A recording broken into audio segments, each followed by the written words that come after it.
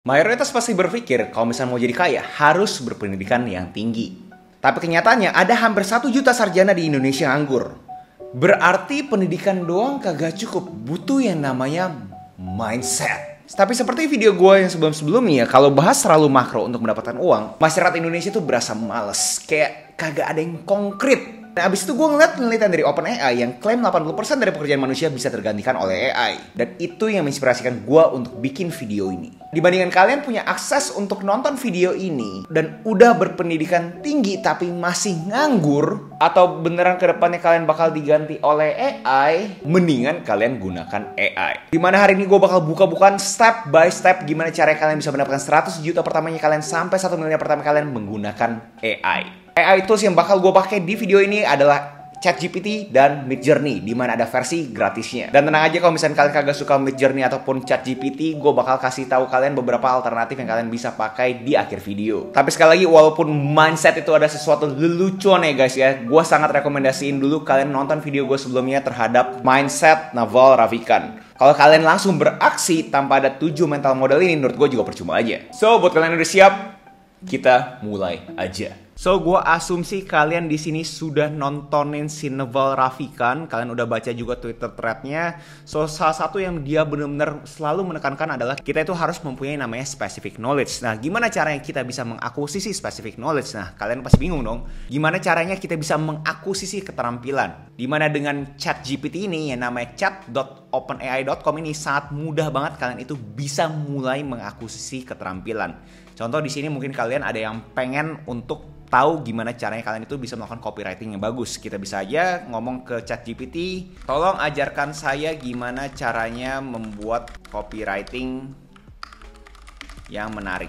Nah, si ChatGPT langsung akan kasih tahu bahwa gimana cara kita bisa melakukan copywriting yang menarik. Dan dari sini pun yang gue pernah bahas di video-video sebelumnya, kalian itu bisa bikin ChatGPT itu sebagai kalian punya tutor, kalian punya guru. Bertindak sebagai guru dan berikan saya modul-modul untuk copywriting dengan goal bisa menjadi copywriting freelancer dalam waktu 2 minggu.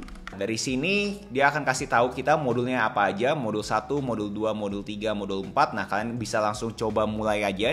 Dan unik di ChatGPT, kalian bisa langsung minta ChatGPT mulai aja. Oke, bertindak sebagai guru terbaik. Coba mulai ajarkan saya modul 1 dengan interaktif. Di akhir modul berikan saya assignment. Kenapa gue minta sama si ChatGPT assignment? Karena seperti kalian tahu lah ya, kalau misalnya kita itu cuma terima informasi doang tapi kagak bergerak, kagak beraksi, kagak bakal kemana-mana juga kan. Nah, dari sini kalian lihat ya, si ChatGPT udah langsung ngomongin dia punya modul dan abis itu dikasih assignment-nya. Dia kasih kita assignment, langsung buatlah copywriting singkat sekitar 100 kata untuk produk berikut dengan menerapkan prinsip-prinsip yang Anda telah pelajari dalam modul 1. Menurut gue ini benar-benar luar biasa banget, terutama kita yang mempunyai akses ke video ini. Gue asumsi kalian berarti mempunyai akses juga ke internet kan. Berarti kita semua nih yang ada di sini bisa langsung mengakuisisi keterampilan yang kalian mau. Menurut gue ini benar-benar mind blown banget.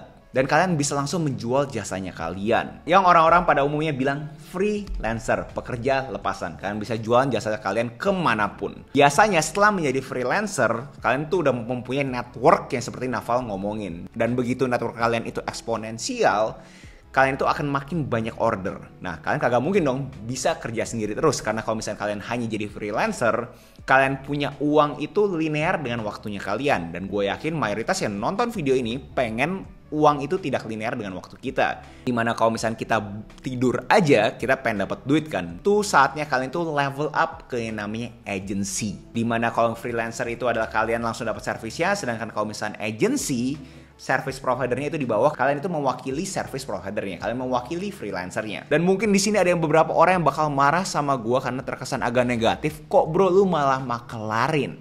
Tapi kita harus lihat ini dari sisi bisnisnya. Kagak banyak freelancer yang mempunyai kemampuan untuk jualan, mampunya hanya berkarya. Kalian itu sebagai agensi malah membuka lapangan pekerjaan untuk freelancer tersebut. Dan ini pun pernah gue bahas di newsletternya gue, di mana kalian itu tahu dong semua orang bisa pencet kamera gitu. Pencet record apa susahnya sih? tapi kagak banyak orang tahu gimana caranya itu ambil foto yang bagus. Lebih kagak banyak orang lagi tahu gimana cara menceritakan fotonya dengan yang bagus. Dan itulah fungsinya agency. Dari sisi agency ini, kalian bisa memakai ChatGPT juga untuk memulai kalian punya karir sebagai agency. Contoh kalau misalnya kalian mendapatkan inquiry dari brand, kita langsung bisa minta ChatGPT bertindak sebagai agency terbaik di dunia. Kamu baru saja mendapatkan inquiry dari Nike untuk campaign sepatunya yang terbaru. Berikan 10 ide kreatif untuk eksekusi campaign-nya.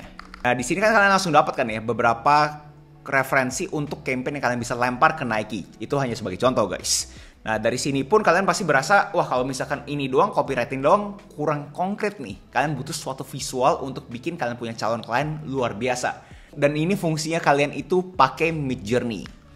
Bertindak sebagai Midjourney prompt engineer dan coba berikan saya prompt untuk poin nomor 2. Nah, kita udah dapatkan prompt engineer dari Midjourney ini, tapi Midjourney itu per hari ini masih belum sensitif terhadap bahasa Indonesia. Kita harus buat bahasa Inggrisnya. Kita langsung aja bikin /imagine prompt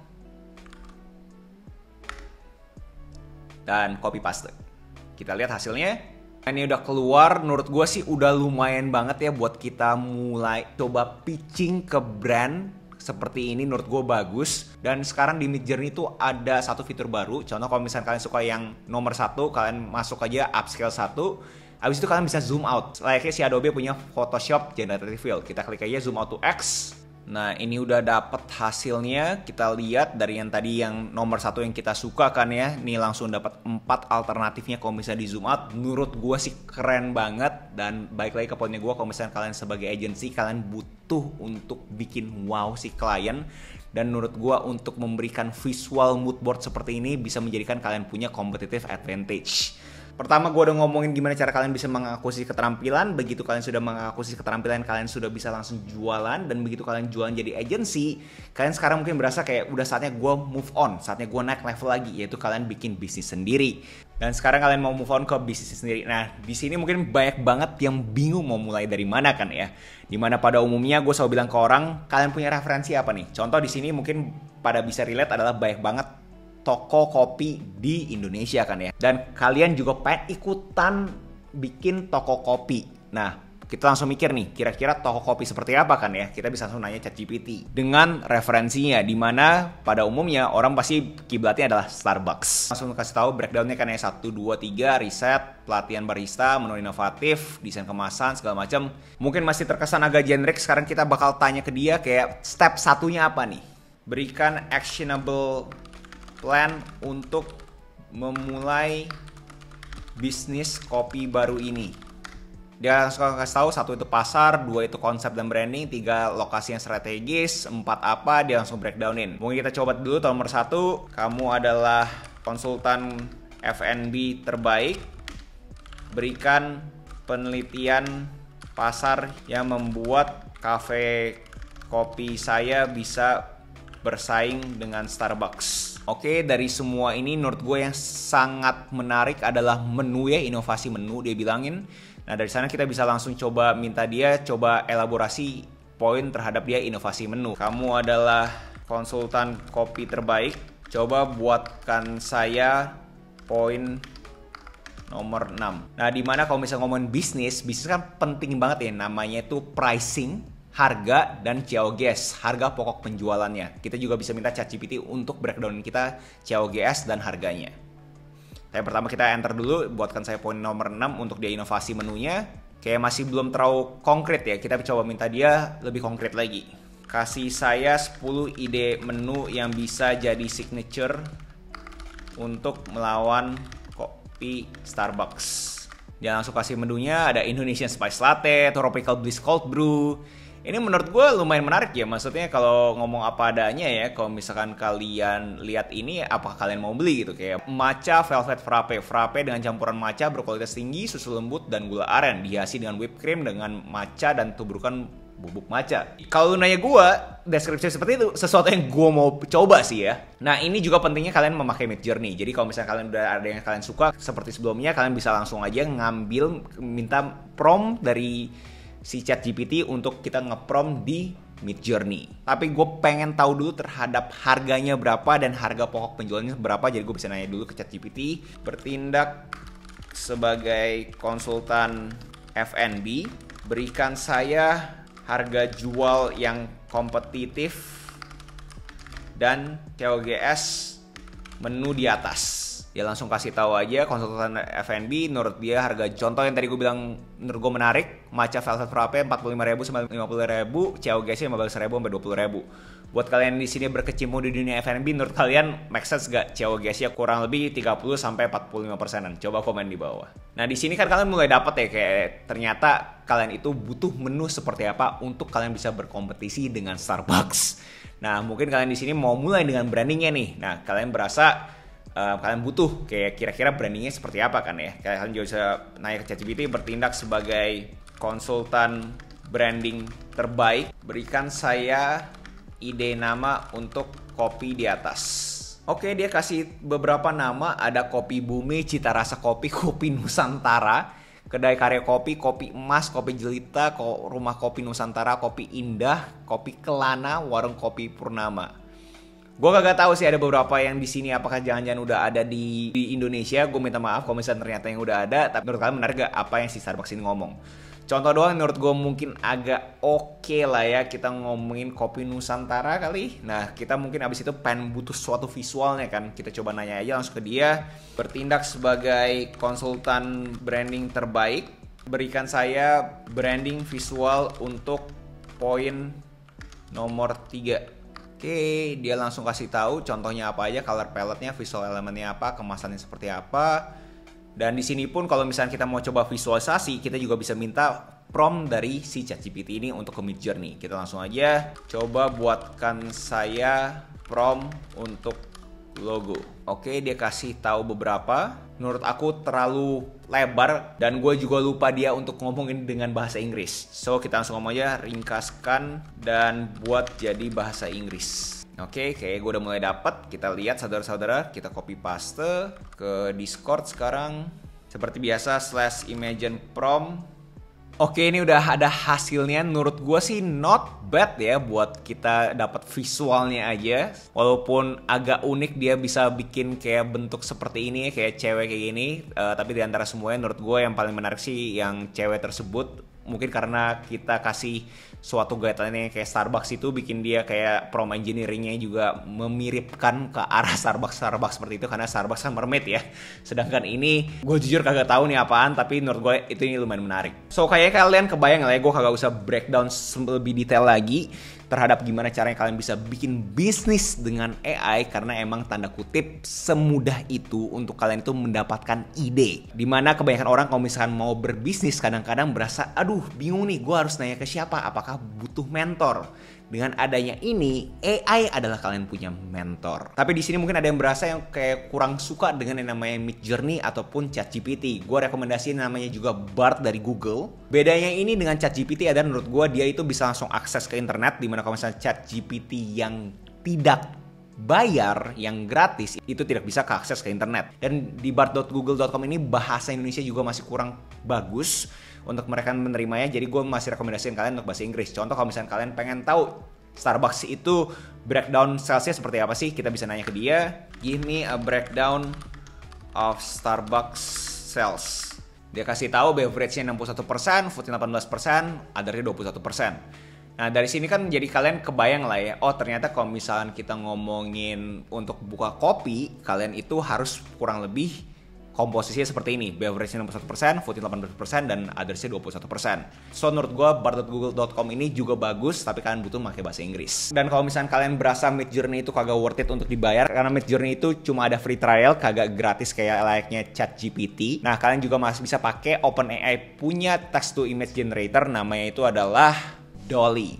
Contoh kalau kalian pengen tahu seberapa bagusnya si DALL-E ini, yuk kita sama-sama lihat ya. Kita minta ke OpenAI tadi, act as the best DALL-E prompt engineer. Give me the alternative prompts. Oke, kita udah dapat. Lihat apa yang terjadi.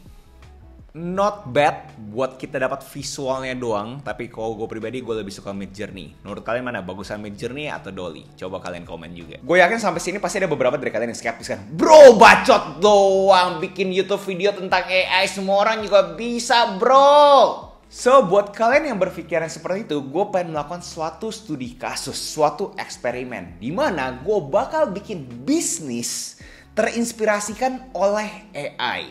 Dan bisnis ini pun sudah di kick off dan akan launching di kuartal 4 2023 ini.